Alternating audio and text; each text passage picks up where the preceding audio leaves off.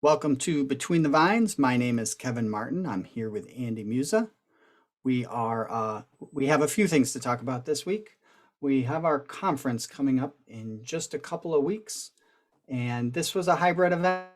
The virtual events have concluded, and we are, I think, just in time to have a nice kickstart to the growing season, our winter conference at its normal time, in its normal place, in person, on March 16th at SUNY Fredonia. If you forgot that that's where we usually have it, it's been a couple of years now. So we're all excited for that and very excited to be back in person and sharing some good information with you. Um, the only other thing I wanted to touch on, we've got some details about that conference. We do have a lot of people already registered, so this is a reminder to register at lergp.cce .cornell.edu, but that's our normal website. But a lot of you probably already have, so just some uh, you know laying the groundwork for what's going to go on there if you haven't or if you're just interested. We're going to start registration at 7:45 in the morning. We've got about a half an hour for registration to get everybody in and settled. Um, and then we will have some talks by a number of different Cornell and local speakers. Soil and Water will be there. Dr. Bates will be there. Jason Lundo will be giving a virtual presentation, or Lance Cadle Davidson will be giving a virtual presentation. Um, so a lot of speakers, and also a couple of extra credits. We'll have 3 credits this year, and for New York, and 6 credits for Pennsylvania, which really is the exact same thing. But all the credits were awarded for all the talks we asked for, so that's why they came in at the same. And we will conclude somewhere after 4:15. Uh, Nick Gunner's going to be around at the end to give a little bit of an intro on Efficient Vineyard, my EV, and how that works. That's going to be a little hands-on. So if you have some time to play around with my EV and you want to start creating some maps or data points, you could bring those in and he can help you with some troubleshooting there. If that's something that's not for you, this does work great as sort of a hands-on thing, which is what we want to take advantage of at the, since this is an in-person event. If that's not for you yet, I think there's going to be some information about my EV at the conference, and maybe you can listen to that and then get interested in it later on. And then you'll be able to take off a little bit early if that's what you want to do, right around that 4:15, 4:30 time slot.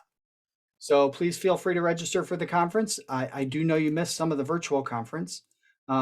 We are doing our best to take care of that for you. So if you would like a copy of those virtual events, we obviously can't give you credit for it. There were some credit. There were 3 credits for the February event, none for the January event.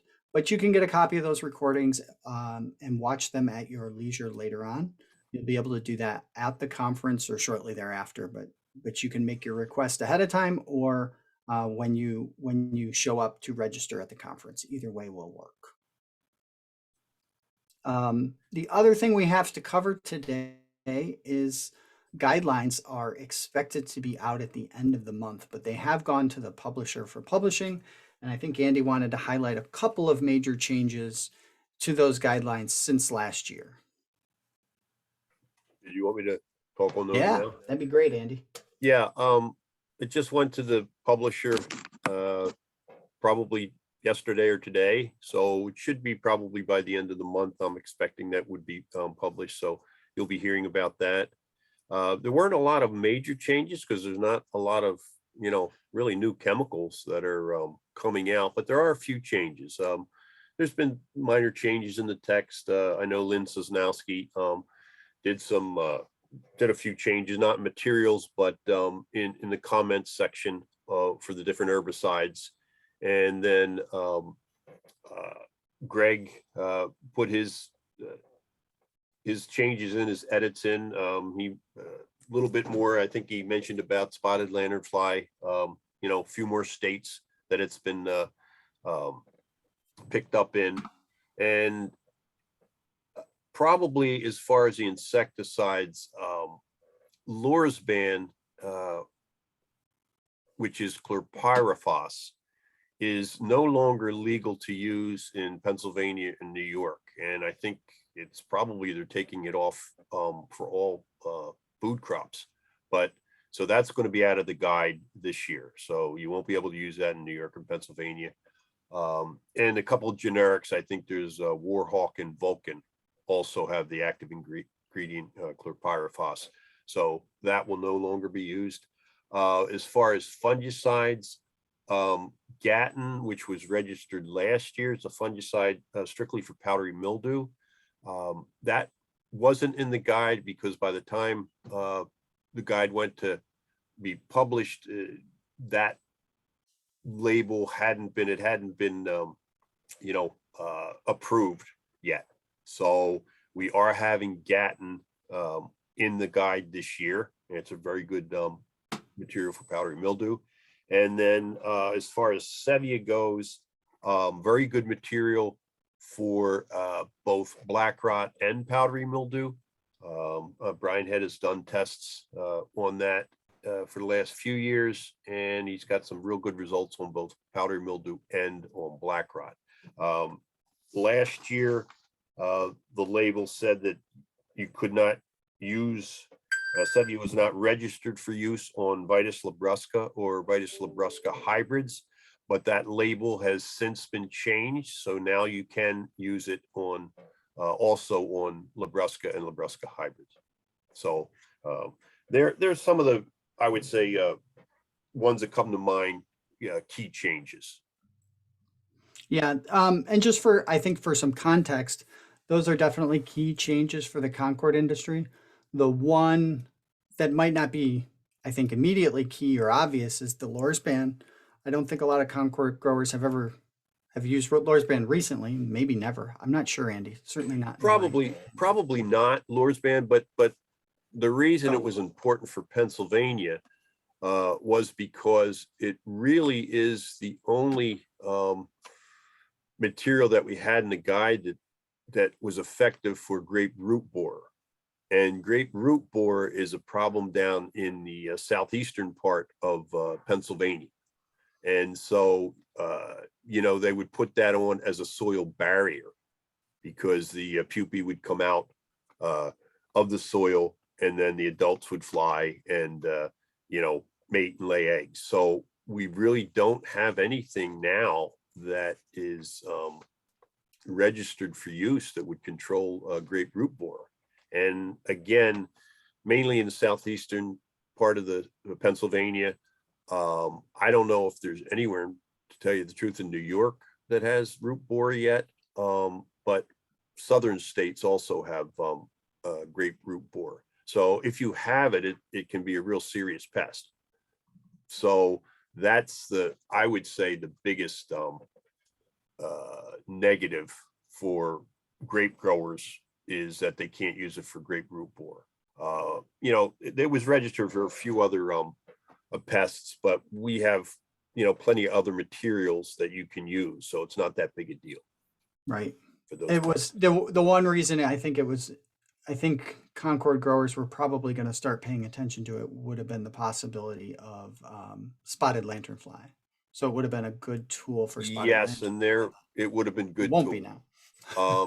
There was some good data, I think, on using that for egg masses, but I guess it's still, they still might try and get that back. Maybe some special local needs. There's been talk that there might be some, special local need uses, and so we'll have to see. If for certain things that would come back, but at this point you can't use it. And then the other two materials, Gatton is an expensive powdery mildew material, but not expensive enough to be called a wine grape material. It comes in just a couple dollars more than, say, a Vivando. It's right in the range of what the higher end products are for Concord, and it'll fit in really nicely anywhere you find yourself needing an important powdery mildew spray. Pre-post bloom gives you another great option if you're thinking about not using Vivando or Quintec. Lots of talk in the industry about how those chemicals are not necessarily working as well as people thought they once were. Vivando's pretty new, so I think that's more anecdotal evidence than anything else. But regardless, it's nice to have a whole bunch of options so you can move Vivando around or not use it, every single year. And the same with Quintec, which is a much older material. So we are not running out of options in that powdery mildew space in prices that we are used to and can afford. So that's great news. Yeah, and some of those materials, like you said, when they newer ones come out, um, a lot of times the wine grape growers will be the first ones to use it, just because usually when they come out, these newer materials, they are expensive. Hmm. And you can justify, some of that if you're a wine grape grower, with higher end wine, getting more money for some of those higher end vinifers or hybrids. Um, what I would say, like you said, the Quintec and the Vivando, Quintec is older, Vivando is a little bit newer.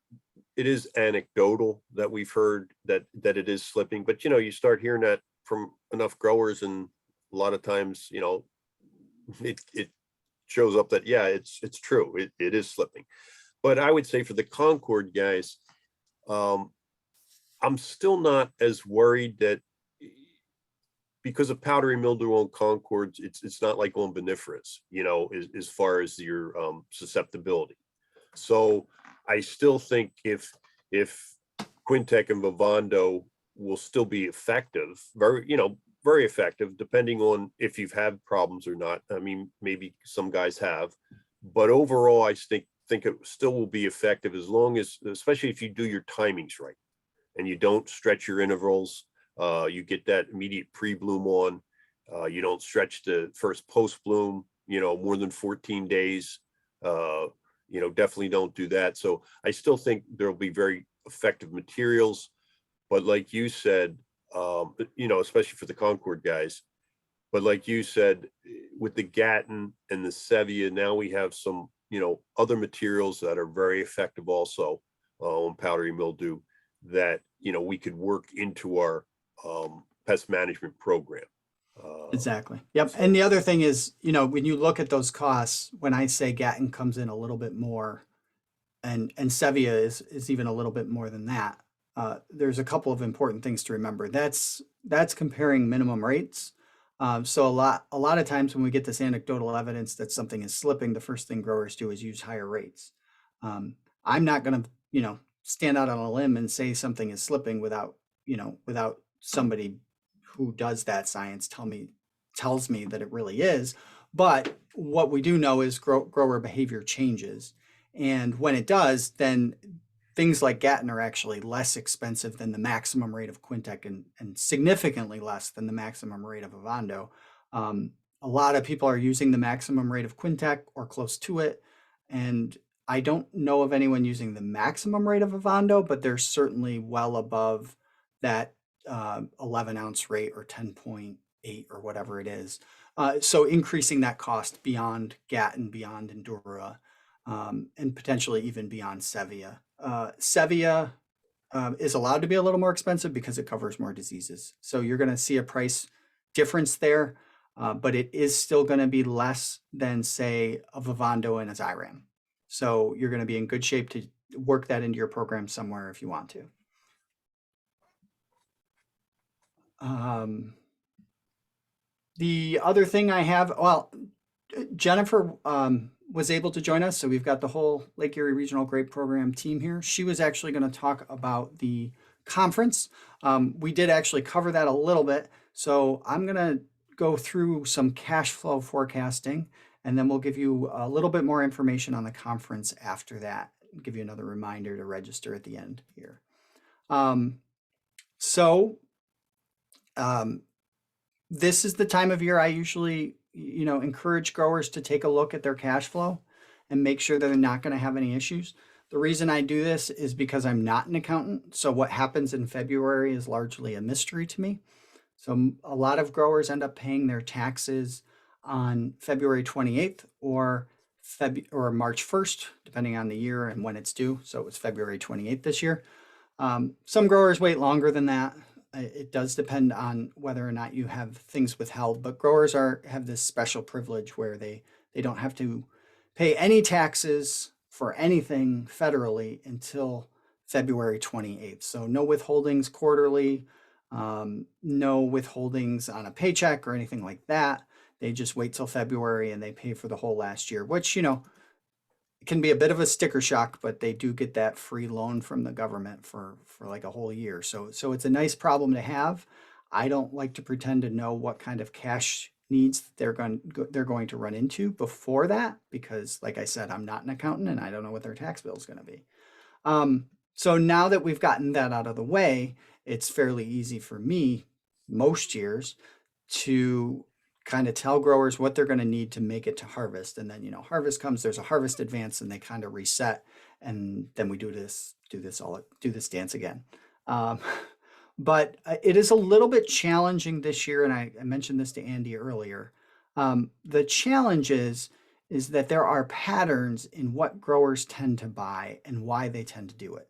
So we know we had a good year. We know cash on hand was healthy at the end of the last year, and we know growers were worried about taxes in 2021. So typically speaking, pre-buying would be like sky high.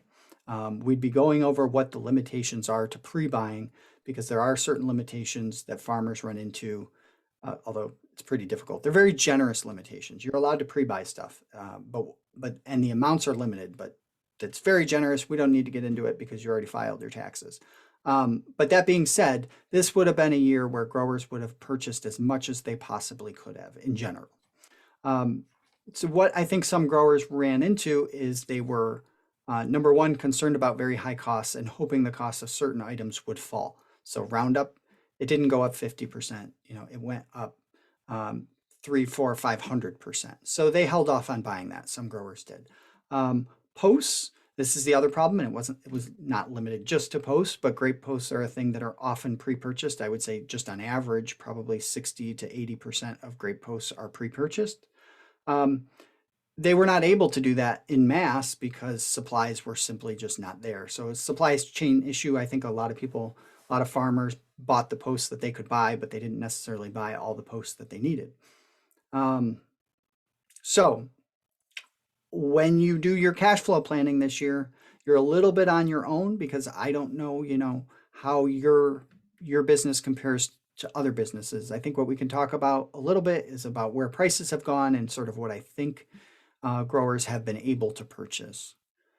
I think pre-purchasing fungicides was not a major problem. Most fungicides, typically growers hold off on additional materials they're not sure if they're going to need or not need. This could be for like enhanced powdery mildew control, specialty insecticides, or an additional spray if crops are above average. All three of those would total $85 an acre, so you should need $85 to $100 per acre to cover your fungicides if you've already purchased most of your fungicides, your core fungicide needs. Your EBDCs are purchased, your major powdery mildew pre and post bloom purchases have been made, your second post bloom fungicides have been purchased. It's the stuff beyond that would be that $85 an acre. Post replacement costs, this used to be like $50 an acre. Nobody cared. It wasn't a big deal. Now you've got a big crop year and really expensive posts, so we're looking at more like $140 an acre.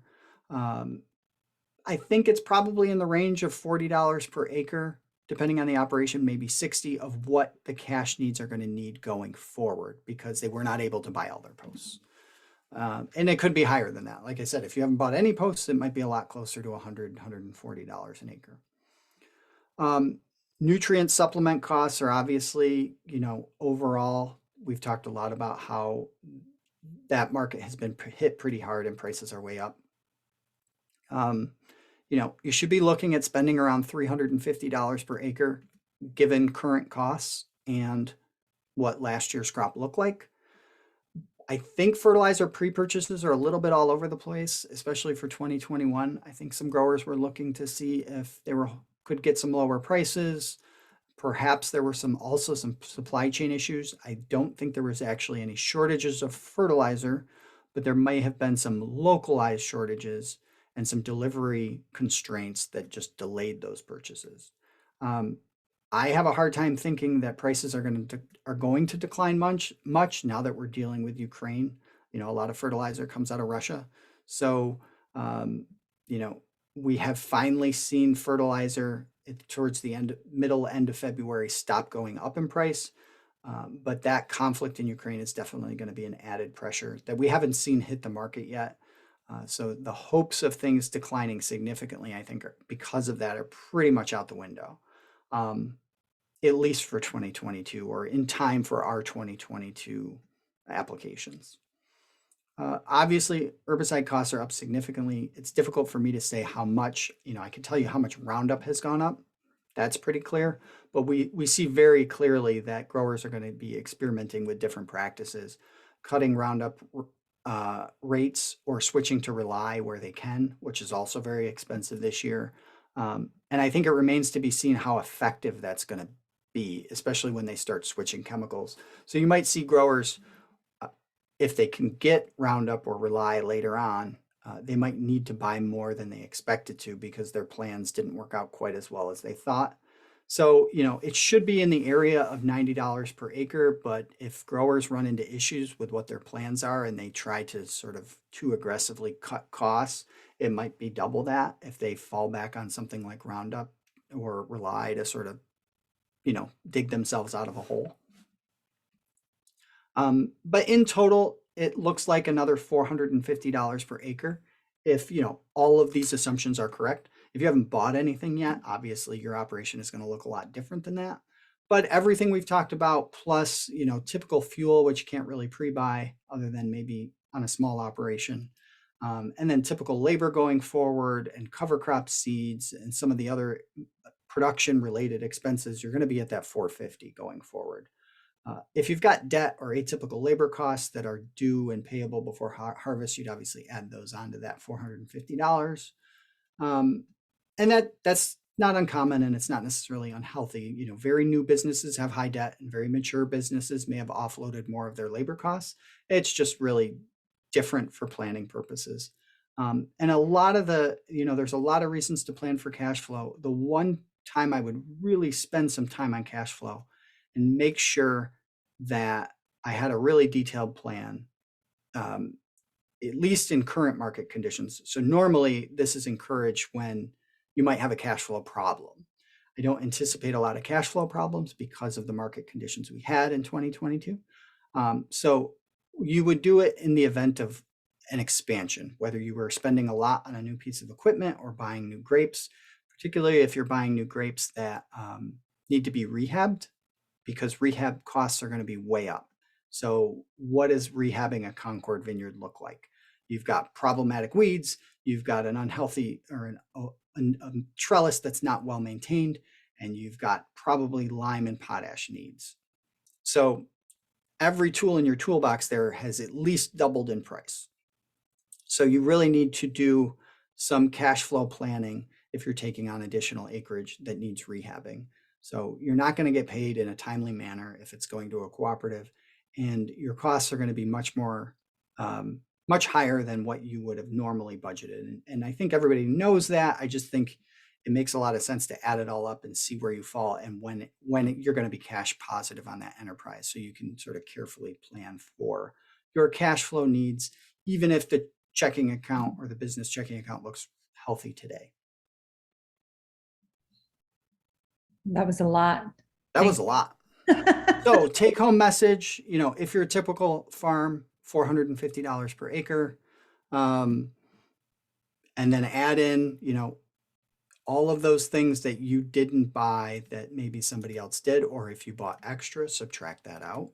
And then be very careful with your cash flow planning if you are planning an expansion, especially if that expansion is a rehab situation. That's okay. I already did that, Jen. My watch was not silented. My phone was. I tried to silent it. I hit the wrong button, and it alerted my phone to a Find My. So I was just making jingles all over the place with it. Sorry. In case anybody out there was wondering what all that noise was when Andy was talking, that was me. Desk noise.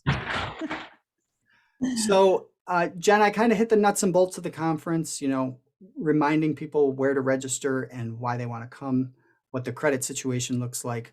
But I know you have some information about specific grower talks that you might have wanted to share, and that was the one thing we didn't cover. Yeah, great. Thanks. And sorry for not being here at the start. Thanks for joining us. Yeah. So I just wanted to say, and it's also in my crop update for this week, that we've been receiving the abstracts from the speakers. And I just wanted to give everybody sort of a glimpse of what you can expect at the in-person speakers. And we are going to be having talks that deal with grape leaf roll disease and sour rot and the role of insects that play in that disease management, and also dynamic, like how there's going to be a whole section on that. There's going to be a section on spotted lanternfly.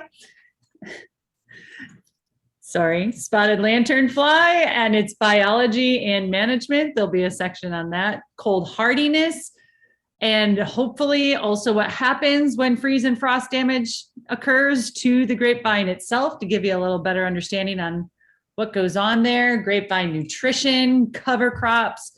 Then we have a section on how a reliable workforce can no longer be taken for granted and what you can do about that, and much more. So there's really pretty much something for everybody. I hope that you guys all join us in March. I know you talked about the credits that are available, 3 New York, 6 PA. And does anybody have any questions, the team? No, I don't think so. I think we covered it. Hopefully, it looks like it's going to be a nice conference in terms of size and attendance, just based on the registration we've received so far. I know we definitely have some room to grow. So I know, and we also have, been saying all along that this conference was tentative and not necessarily going to be in person, but that was our plan. And the closer we get to that date, the more it looks like it will be an in-person event. It appears as though things are getting, better, not worse. So if that was maybe the reason why you were not necessarily planning on coming or haven't registered yet, I think, I hope to see you all there. I agree. I'm glad we sort of, I don't want to call it a gamble, but I'm glad we held out to hold it in person, because a lot of the other commodities have not had in person yet. Yeah, and we were a little bit fortunate. We are sort of hamstrung about when we can have a conference. I know a lot of growers have asked us to have it a little bit earlier, but they also, give us very positive feedback on the location, and the location is available when it's available. So a lot of our other colleagues have earlier conferences, which was probably a little bit trickier to try to do that in January or early February. So we kind of lucked out this year in that department. Agreed. All right. So thank you all for joining us. If you have any questions, you want to hear us talk about anything else, please feel free to reach out to us in the ways that you usually do. We're always available. And we will be back next week with another podcast. Thanks a lot. Thanks, everybody. Have a great week.